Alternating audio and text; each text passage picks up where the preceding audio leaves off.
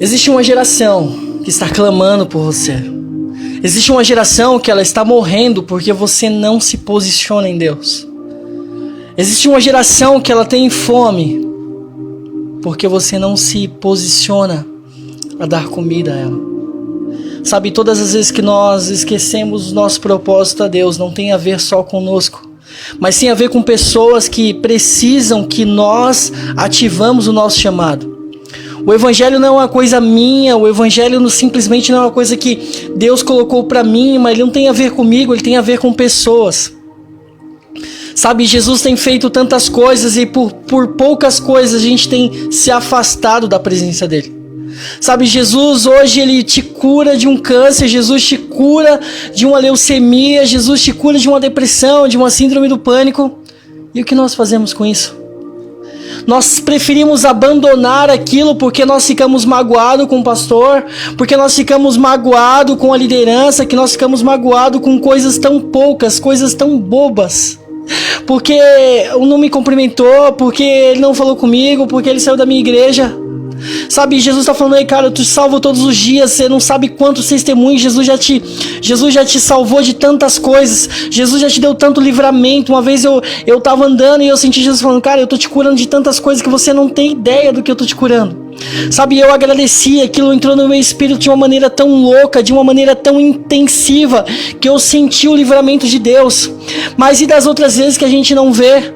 E das outras vezes que a gente não sabe que Jesus nos curou, que Ele nos tocou? Sabe, existe um coração que queima, que anseia, que precisa de almas. Fala, Senhor, eu quero almas, me envia minha alma, Senhor. Mas nós temos deixado tantas coisas, nós temos se afastado de Deus. A gente fala assim, não, Senhor, eu vou dar um tempo, porque agora não é o tempo. Não, esse é o tempo de você viver tudo aquilo que Deus tem para sua vida. Esse é o tempo de você viver tudo aquilo que Ele sonhou para você. Esse é o tempo que Ele te levantou para você incendiar nações, para você pregar o Evangelho, para você estabelecer o reino de Deus aqui na terra. Esse é o tempo que pessoas anseiam, que pessoas precisam de você. Esse é o tempo que Deus te escolheu para você viver o melhor dele. Mas nós queremos viver uma vida sem propósito. Nós queremos acordar cedo, ir trabalhar e simplesmente manter uma mesma rotina diária e constante. Quando Deus nos chama para incendiar, Deus nos chama para viver, para curar os enfermos. Mas nós temos decepcionado a Jesus. Nós temos não entregado o melhor para Deus. Deus entregou naquela cruz o melhor para nós. Deus entregou naquela cruz o melhor que Ele tinha, que era Jesus, por amor a mim e você. Jesus padeceu, morreu no madeiro pendurado, sentiu todo o peso do pecado, todo o peso das nossas falhas, das nossas transgressões estava sobre Ele. Deus ficou longe de Jesus por amor a mim e você. Mas ao terceiro dia Ele ressuscitou. Ao terceiro dia Ele ressuscitou e Ele vive, Ele é real. E talvez nós tenhamos falado, Jesus, eu orei por uma dor de cabeça, mas a dor de cabeça não sanou, continua. E Jesus, eu orei, Senhor, e o cego não viu, continua perseverando.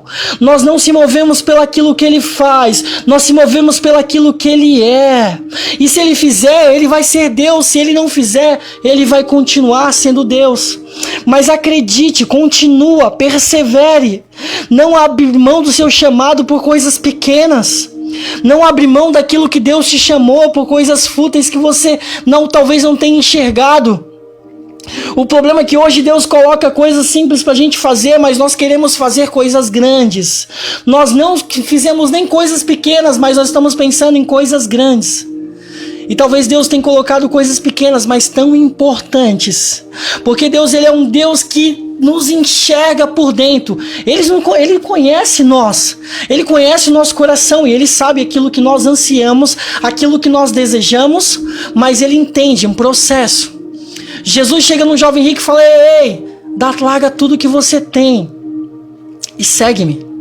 Larga tudo que você tem e vamos viver o sobrenatural daquilo que eu tenho para a sua vida. E aquele jovem fala, não, ele dá as costas para Jesus.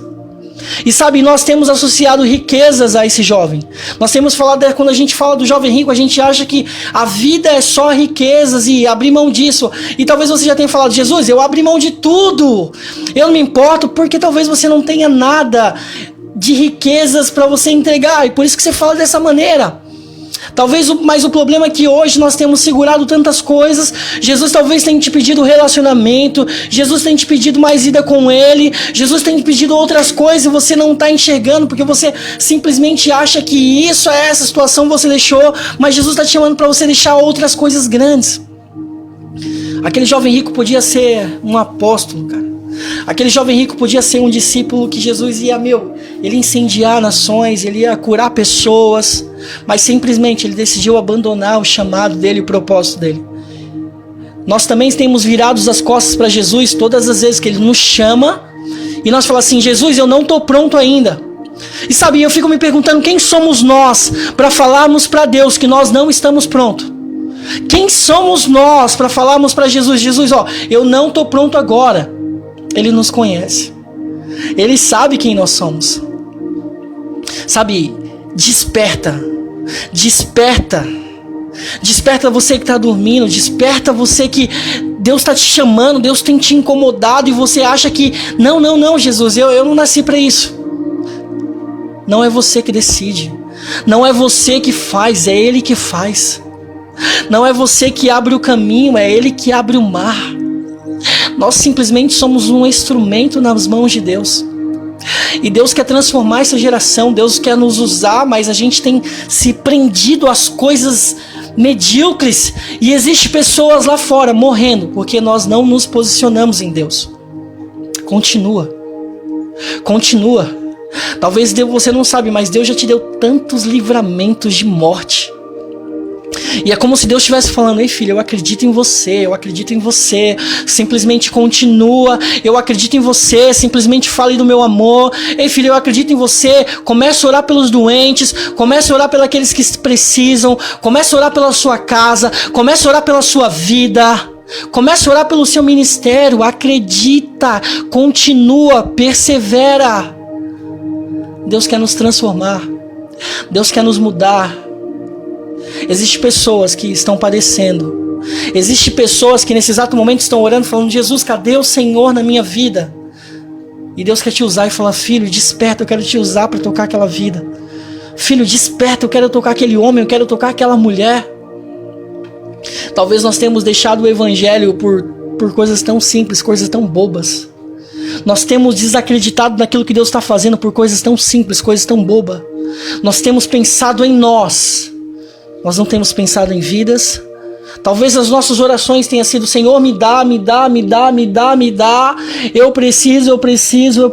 E quando vai ser que as nossas orações vão falar, Senhor, ajuda. Senhor, move nações. Senhor, cura. Senhor, transforma a vida dos meus irmãos. Senhor, eu não quero pedir nada. Eu só quero que o Senhor me use como bênção na vida dos meus irmãos, na vida dos meus amigos, dos meus familiares. Qual tem sido o Jesus que nós temos pregado para as pessoas? Qual a resposta que você dá quando as pessoas te pedem ajuda? Qual a resposta que você tem dado quando as pessoas pedem ajuda? Sabe, esses dias eu estava trabalhando e entrou um rapaz com uma lata de leite pedindo um nã e pediu para muita gente, ninguém queria atendê-lo, e ele chegou perto de uma moça que tinha muito dinheiro, só que essa moça falou assim, ei, o que tenho eu contigo? Eu não fiz filho. Ela desprezou.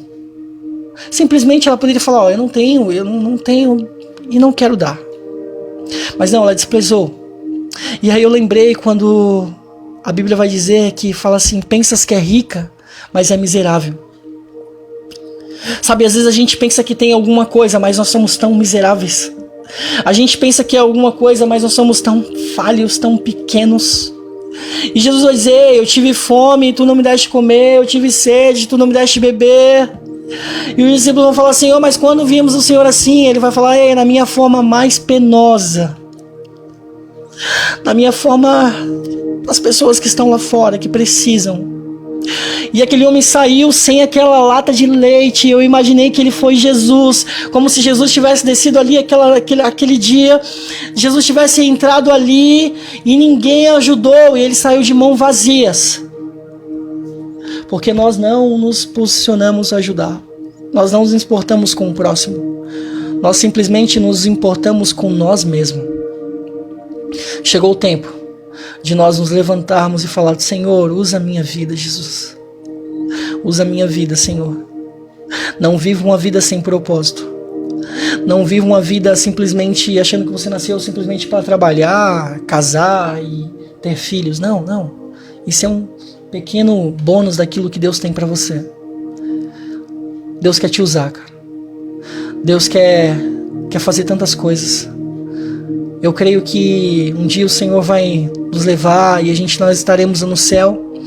E o Senhor, talvez Ele possa nos mostrar e falar assim: ei, quero te mostrar algo. E nós vamos entrar naquele lugar e a gente vai ver tanta cura, tanto milagre, tantas coisas acontecendo. E a gente fala: uau, que incrível isso.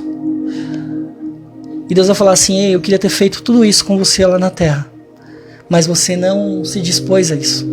Você não acreditou que isso poderia ser possível. Você simplesmente pensava em você. Você nunca entendeu o que eu queria para você. Sabe, que não sejamos nós essa pessoa, mas que nós sejamos pessoas que vamos acreditar no Evangelho, pessoas que vão se entregar tudo, pessoas que vão abrir mão de coisas que nos custe, coisas que nos faça doer. Nós seremos um povo que as pessoas vão olhar e falar: nossa, como você se parece com Jesus. Como você se move, como você sorri, como Ele sorri. Que nós possamos ser e caminhar como Ele. Em nome de Jesus.